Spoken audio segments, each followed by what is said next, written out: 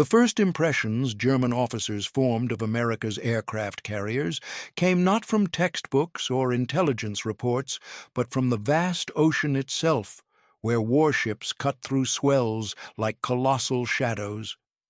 In the early months of the Second World War, when the Atlantic was still the main theater for German naval operations, most officers of the Kriegsmarine carried in their minds an image of a navy that relied heavily on battleships, cruisers, and the silent menace of U-boats. Aircraft carriers were considered novel, perhaps useful in niche roles, but hardly the core of a fleet. The Royal Navy had carriers, but they were limited in size and number, and German officers tended to dismiss them as fragile vessels that required heavy protection. This perception began to shift when first-hand reports of American naval strength trickled into Berlin. At first, these reports sounded exaggerated. Submarine captains returning from Atlantic patrols described immense silhouettes spotted on the horizon, ships larger than anything they had imagined. They were not mere carriers in the European sense, but floating fortresses that seemed to combine the mass of a battleship with the wings of an airfield.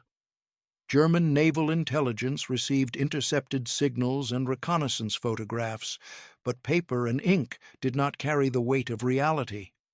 It was only when German officers had the rare chance to see these vessels themselves or study them after engagements that the shock began to set in. One of the earliest points of contact came indirectly through the experiences of U-boat commanders.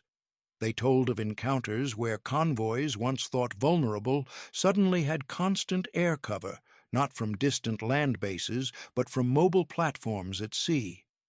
These carriers were not small auxiliary craft. They fielded dozens of aircraft that could scour the ocean for submarines, forcing U-boats to dive and hide. The balance of hunter and hunted began to tilt. For German officers trained in doctrines where submarines could strike convoys with relative impunity, the realization that convoys might now sail under a permanent aerial shield was deeply unsettling. Later, as the war shifted its weight toward the Pacific, German officers followed closely through intelligence exchanges with their Japanese allies. Reports from the Pacific carried a mix of awe and dread. Descriptions of the Battle of Midway, for instance, emphasized not only the tactical brilliance of the Americans, but also the sheer capacity of their carriers to project force over hundreds of miles. To German minds accustomed to Atlantic geography, where Britain was the central island fortress, the idea of naval air power extending across the breadth of the Pacific seemed almost unthinkable. Yet the Americans had made it reality. There were occasions when German prisoners of war, naval officers among them, were taken aboard American carriers for transport or interrogation. These men later recounted their experiences with disbelief. They spoke of hangar decks that stretched like cavernous cathedrals, packed with aircraft in neat rows. They described elevators rising and lowering planes as if by industrial magic, crews working with machine-like precision, and vast galleys feeding thousands of sailors in shifts. Compared to the claustrophobic quarters of a U-boat or even a German battleship, the carrier resembled an entire city adrift on the waves. The sheer scale of these vessels was perhaps the most shocking detail. German capital ships like the Bismarck and Tirpitz were enormous by European standards, yet they carried heavy armor and artillery rather than aviation capacity. An American carrier, by contrast, was almost as large but devoted its mass to air wings, fuel reserves, and the maintenance of constant flight operations. German officers could not help but note that one such vessel was the equivalent of several airfields moving in formation, capable of launching wave after wave of sorties. This vision undermined the very foundation of their naval doctrine, which had long been centered on decisive gunnery duels and stealthy submarine campaigns. Adding to the shock was the apparent casualness with which Americans deployed these giants. While the Kriegsmarine agonized over every sortie of its limited fleet, American carriers seemed to appear in multiple theaters at once. By 1942 and 1943, intelligence reports spoke of new classes of carriers being launched with industrial speed, each one larger and more advanced than the last. To German officers who had watched shipbuilding in Germany hampered by resource shortages and Allied bombing, the American ability to produce these floating fortresses appeared almost otherworldly. But beyond the statistics and raw dimensions, there was something psychological about the first encounters. German officers realized that the presence of a carrier changed the character of a naval engagement. A fleet escorted by a carrier had eyes that could stretch far beyond the horizon. It had claws that could strike submarines before they even lined up for a torpedo run. It had the flexibility to support landings, to disrupt enemy supply lines, and to dominate the skies wherever it sailed. For officers trained in the traditions of surface warfare, this was nothing less than a revolution at sea. It is no wonder that when German officers spoke of their first encounters with America's aircraft carriers, their words carried tones of disbelief. They had stepped into a new dimension of naval power, one that combined industrial might, technological sophistication, and strategic imagination. The floating cities they glimpsed were not just ships. They were a declaration of how the war at sea would be fought and, ultimately, won. To the German naval mind of the early 1940s, a warship was defined by its guns and armor. The grandeur of the Bismarck or the Tirpitz lay in their massive cannons, the thickness of their steel plating, and the prestige they carried as symbols of Reich power. Aircraft carriers, in contrast, seemed fragile, too reliant on planes that could be shot down or disabled by bad weather. Yet when the Kriegsmarine began to absorb intelligence about the American Essex-class carriers and their predecessors, they discovered something that defied their assumptions. These ships were not fragile auxiliaries. They were floating cities built to endure and to dominate. The floating city metaphor was not simply poetic. American carriers resembled industrial complexes laid across steel hulls, stretching nearly 3 football fields in length. German officers, when they first studied detailed descriptions, were astonished at the scale. Flight decks long enough to launch heavy bombers, hangars stacked with dozens upon dozens of aircraft, fuel stores that could sustain operations for weeks, and workshops capable of repairing damaged planes on the spot. These features gave the carriers a self-sufficiency that Germany had never imagined. To those trained in European naval traditions, the idea of a ship that could house and deploy an entire wing of aircraft seemed like science fiction turned reality. The design alone was shocking. Unlike the armored citadels of German battleships, carriers sacrificed heavy gun turrets in favor of vast runways and aviation infrastructure. At first, this struck many German officers as a reckless gamble. Why strip a warship of its primary weapons? But reports soon showed that the aircraft themselves were the weapons, more versatile and far-reaching than any cannon. A single carrier could launch reconnaissance planes to scout hundreds of miles in all directions, dive bombers to strike enemy ships, and fighters to defend the fleet against air attacks. The ship itself became a mobile fortress of aviation, redefining what naval power meant. Inside these vessels, the sense of a city at sea was even more striking. American carriers had vast mess halls feeding thousands of sailors, sleeping quarters that dwarfed those on German warships, and medical bays resembling small hospitals.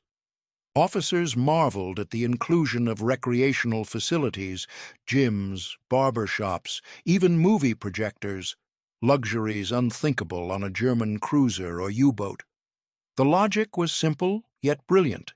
A crew sustained by comfort and routine could endure long deployments and remain combat-ready far longer than men crammed into steel coffins. German officers who glimpsed these floating communities were forced to admit that morale, logistics, and human endurance had been engineered into the very design. Even the operational choreography impressed them. Elevators carried planes between hangar and flight deck with mechanical efficiency, while crews performed rehearsed routines that seemed like industrial ballet. Launching dozens of aircraft in quick succession, recovering them with precision landings, and preparing the next wave was a process perfected to near automation. In German ships, every major maneuver was dominated by officers and strict hierarchy. On American carriers, however, sailors themselves were empowered by training and systems to act decisively, producing a rhythm of constant motion. German accounts noted this as both alien and intimidating. Another point of disbelief came from the carriers' logistical autonomy. With their own machine shops, spare parts, and aviation fuel reserves, these ships could function independently of immediate shore bases. A carrier group could sail into remote waters and operate for extended campaigns without waiting for supply convoys. This capability was nearly inconceivable to the German Navy, which was bound tightly to European harbors and vulnerable supply routes. The Americans, by contrast, had created a war machine that carried its own lifelines, enabling strategic flexibility that seemed boundless. Perhaps most shocking of all was the scale of aviation capacity. Where British carriers carried a modest number of planes, American giants boasted air groups in the range of 80 to 100 aircraft. German officers, accustomed to thinking in terms of surface gunnery duels, struggled to process this reality. The comparison was staggering. A single American carrier could deliver the firepower equivalent of several airfields, moving wherever needed and striking targets that had thought themselves safe behind oceans. It was as if the Americans had learned to bend geography itself to their advantage. The floating city concept went beyond size. It embodied a philosophy of war. The Americans had chosen mobility, projection, and sustainability over brute force. They built ships that could carry not only weapons, but the infrastructure of an entire campaign. In doing so, they created a new kind of warfare where distance and isolation offered no protection.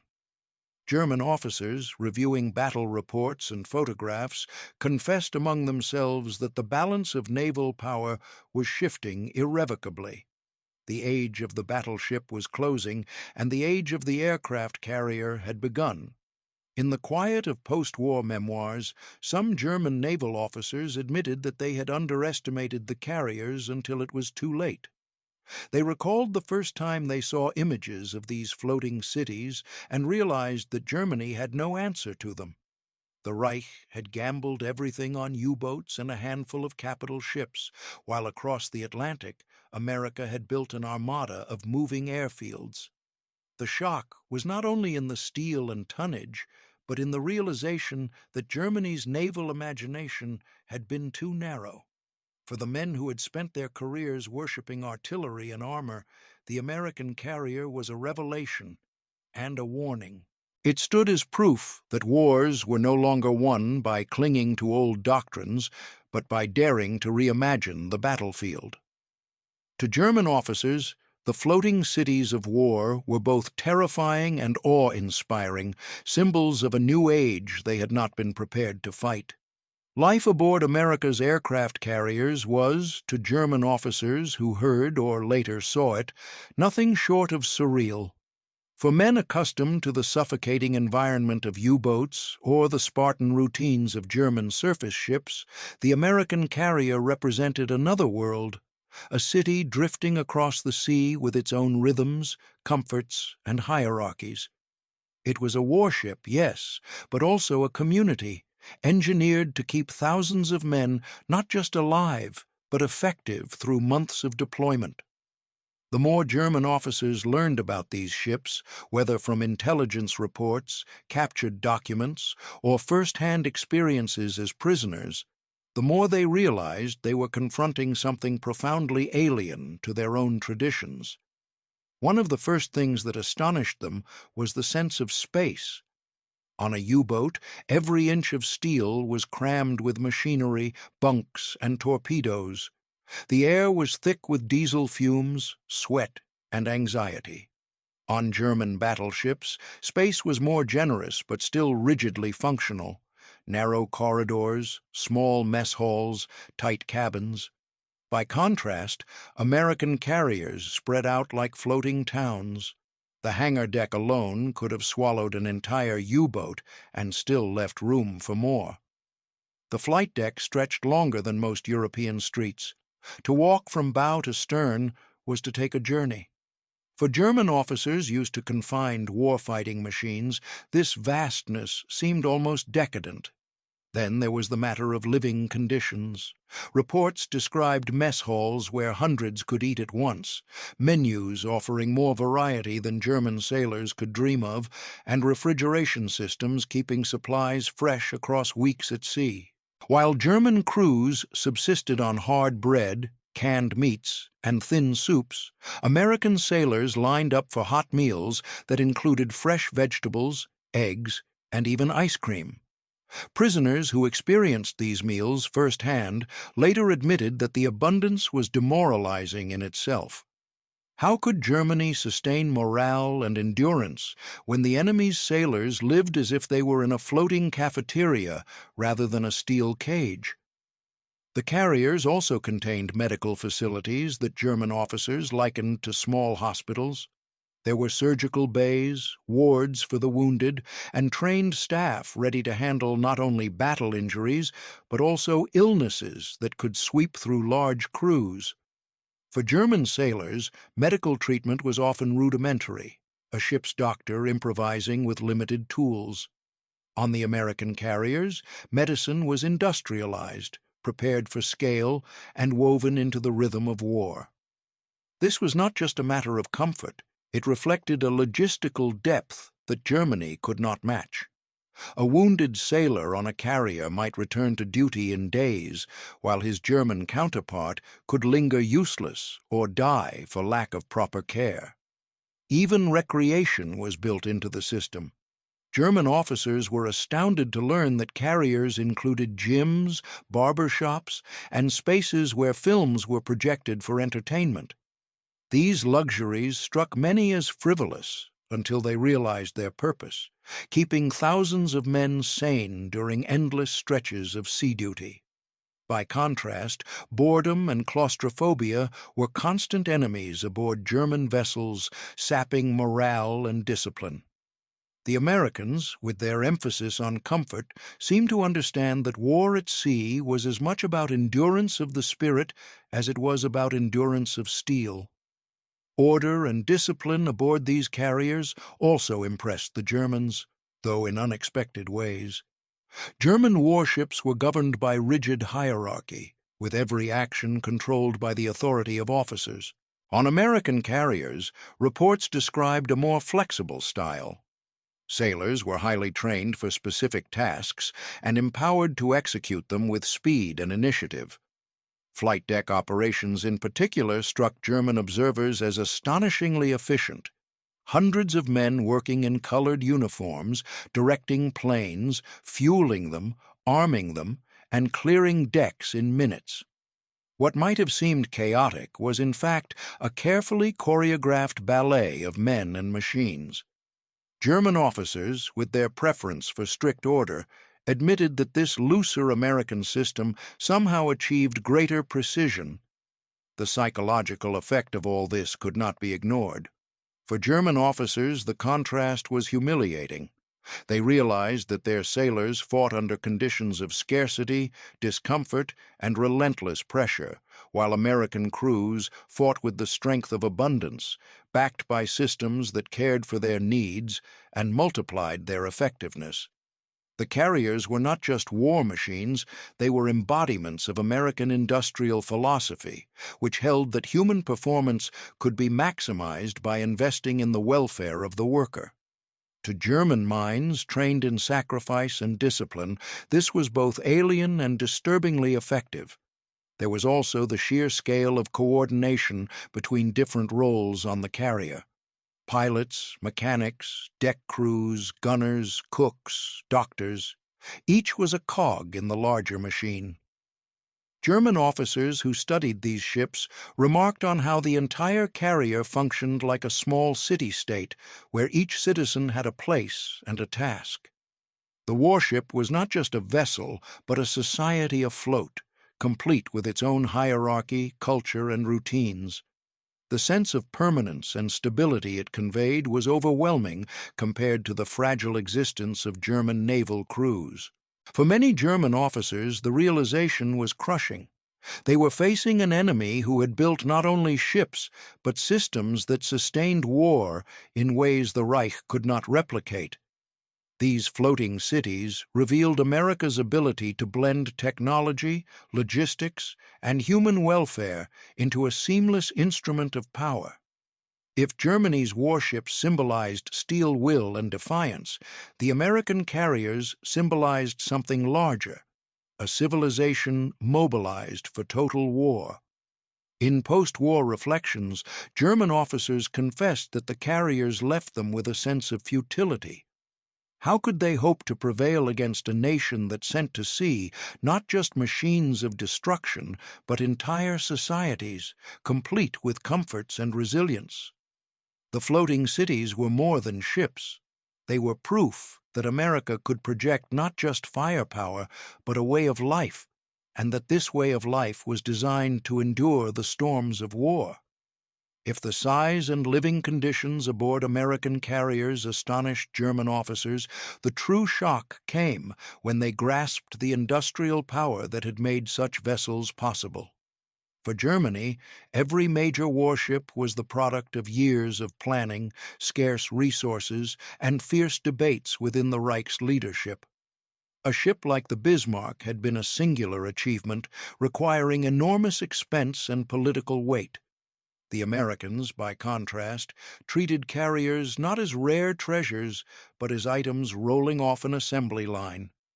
German intelligence reports from 1942 and 1943 spoke with disbelief of shipyards along the American coasts, launching carriers at a pace that defied imagination. Where Germany struggled to repair damage from Allied bombing and keep pace with U-boat production, the United States seemed to be laying keels for new Essex-class carriers as if they were merchant ships. Entire classes of vessels were being completed in months, not years. To officers who had fought through endless shortages of steel, oil, and skilled labor, these reports seemed exaggerated, almost propaganda. Yet the reality was worse. America's industrial engine was simply overwhelming. The difference lay in scale and philosophy. Germany's war industry was fragmented, competing for Hitler's favor, often mismanaged, and chronically undersupplied. America's was centralized, coordinated, and fueled by a vast reservoir of raw materials. Carriers were built in parallel, not in sequence, with dozens of shipyards working simultaneously. German officers realized that even if one carrier were sunk, another would soon replace it. The sense of permanence was devastating. While Germany clung to every battleship as irreplaceable, America treated its giants as expendable in a greater flow of production. What particularly unsettled German strategists was the way these carriers embodied the union of democracy and industry. Sailors who ate well and lived with relative comfort were supported by an economy that had mobilized without collapsing. German officers knew how brittle their own system was, where shortages and rationing strained both civilian and military morale. In America, factories churned out ships, planes, and supplies, while civilians still enjoyed consumer goods and relative stability. It was as if the carriers themselves were physical proof that the Reich was fighting a nation whose resources and organizational capacity bordered on the limitless. To German naval minds, this industrial superiority meant that no tactical victory could truly shift the balance. Even if a U-boat wolf pack or surface raider sank a carrier, the Americans would simply replace it, and likely with a newer, larger, and more advanced version. The floating cities of war were not isolated achievements, but the visible tips of an industrial iceberg. For German officers, the recognition was bitter. They were not merely fighting ships, but the entire machinery of a continent-spanning nation. In the end, the shock was not just about steel and tonnage, but about time. Germany was running out of it, while America seemed able to produce more of everything with every passing month. Each new carrier launched was another reminder that the Reich's naval dream was doomed not by tactics, but by arithmetic. For German officers, steeped in doctrines of surface gunnery and submarine warfare, the realization that America's carriers carried not only vast crews, but wings of aircraft was disorienting. They had built their strategies around the power of battleships and the stealth of U-boats. Yet the carriers introduced a new reality. The ship's true weapons were not its steel or guns, but the squadrons of aircraft that could reach hundreds of miles beyond the horizon.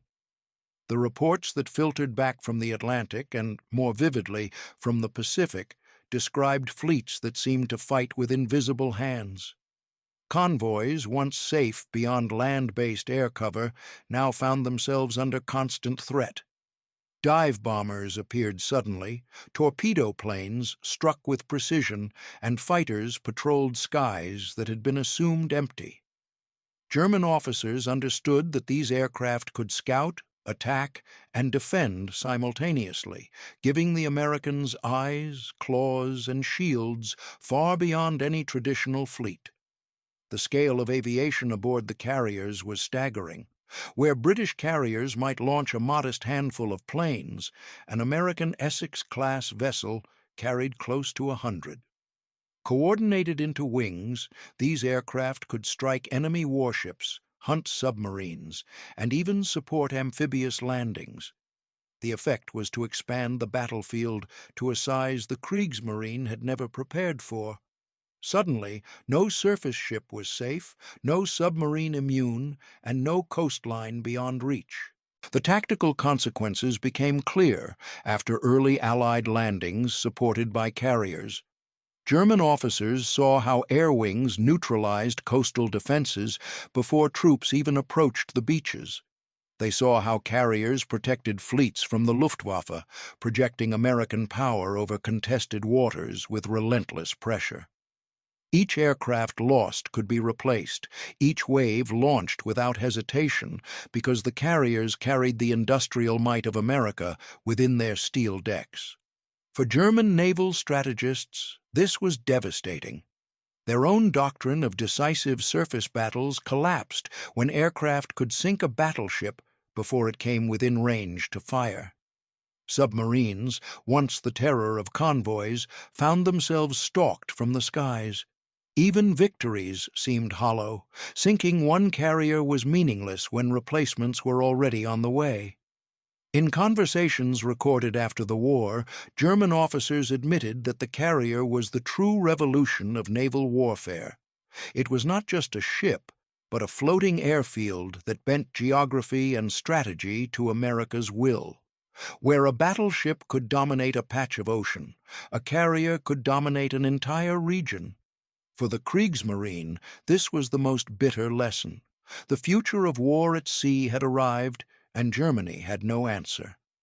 When German officers studied the Mediterranean theater, they found further proof of the carrier's transformative power.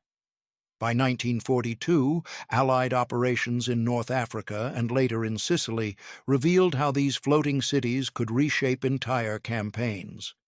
German and Italian forces had once relied on the narrowness of the sea, believing that shore-based aircraft and Axis naval assets could keep the Mediterranean under their watch.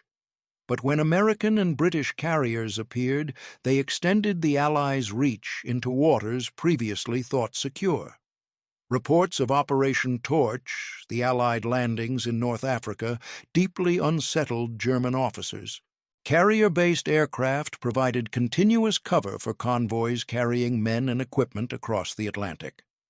Luftwaffe squadrons stationed in Tunisia and Sardinia found themselves harassed before they could even reach striking distance.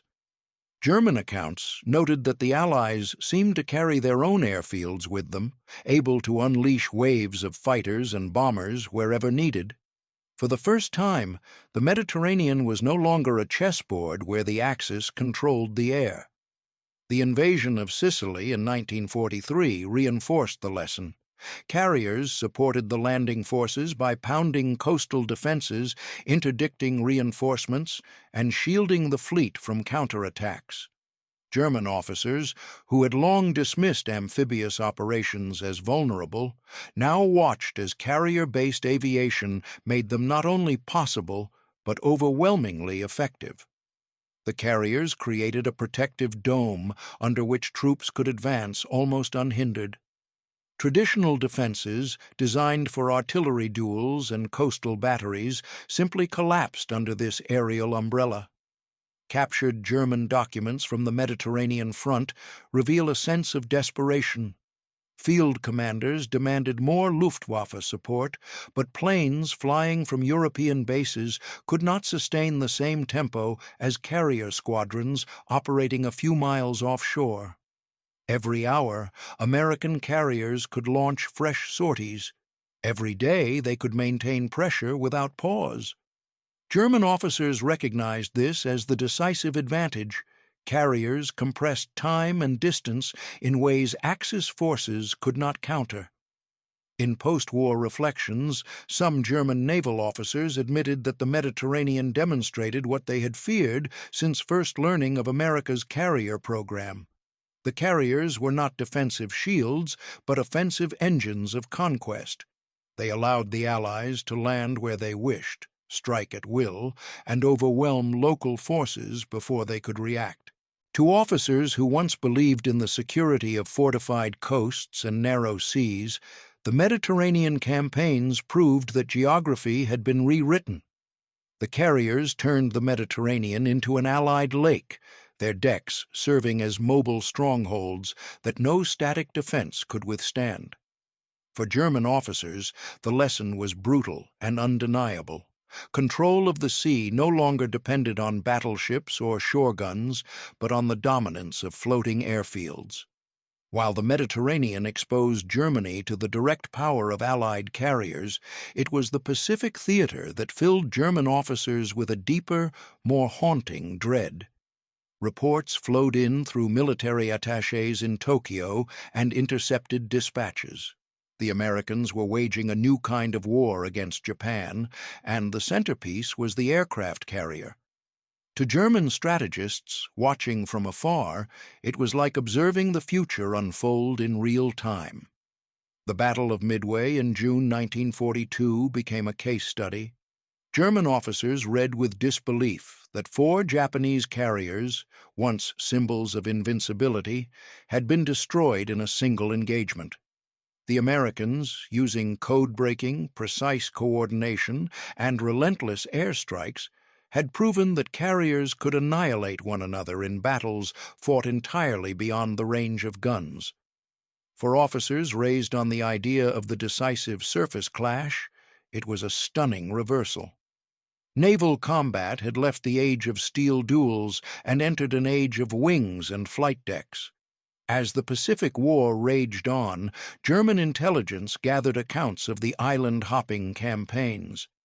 Each new island seized by the Americans was supported by carriers that brought their own airfields, eliminating the need for vulnerable construction under enemy fire. Japanese forces were pounded day and night by squadrons rotating seamlessly from carrier decks. German officers, reviewing these reports, understood the implications. If such methods were brought to the Atlantic, no harbor, no coastal installation, and no convoy would remain safe. Even more unsettling was the tempo of American operations. German reports highlighted how damaged carriers were repaired with astonishing speed, while new ones rolled from shipyards in a steady stream. Unlike Germany's rare and irreplaceable battleships, the Americans treated carriers as renewable assets in a greater system of war. This industrial resilience meant that even major losses did not slow their advance. To German officers, the lesson was clear. America could absorb blows and respond with greater strength, a nightmare scenario for any strategist. By 1944, when the Battle of the Philippine Sea showcased the Great Marianas Turkey Shoot, German observers saw confirmation that American carrier aviation had reached a level of supremacy that no Axis force could match. Hundreds of Japanese planes were downed while the American fleet remained largely untouched. German officers admitted among themselves that if the Kriegsmarine ever faced such power directly, it would be annihilated. The Pacific War became, in their minds, a mirror of what might come to Europe. German officers feared that one day these floating cities would sail into the Atlantic in overwhelming numbers, bringing the same ruin to German coasts that they had inflicted upon Japan. It was not just a tactical concern, but a psychological one. The carriers symbolized a kind of inevitability, proof that America's reach was global and its power unanswerable. By the time the war drew to its close, the image of America's aircraft carriers lingered heavily in the minds of German officers. In post-war interrogations and memoirs, they often returned to the same word when describing them: unfassbar, incomprehensible. The carriers were more than ships. They embodied an industrial and strategic philosophy so far beyond Germany's reach that it left many with a deep sense of futility. Captured admirals admitted that their pre-war doctrines had been rendered obsolete almost overnight. The battleship, once the pride of the Reich, had been exposed as a relic. Submarines, though still deadly, could no longer dominate seas patrolled by carrier aircraft. Even fortified coastlines, in which Hitler had placed so much faith, seemed vulnerable when a fleet could bring its own airfields directly to the fight. Officers confessed that their training and imagination had failed them. They had prepared for the last war, not the one America was determined to fight. Personal testimonies revealed the emotional weight of this realization. Some officers described their shock at being transported aboard carriers after capture, walking decks so vast they felt like boulevards. They recounted hangars buzzing with mechanics, planes stacked in endless rows, and the hum of power that seemed inexhaustible. For men raised in a Europe shattered by scarcity, the abundance aboard these floating cities was demoralizing. It was a glimpse into a world where war was sustained not by desperation, but by overwhelming capacity. Post-war analyses within Germany also emphasized the symbolic meaning of the carriers.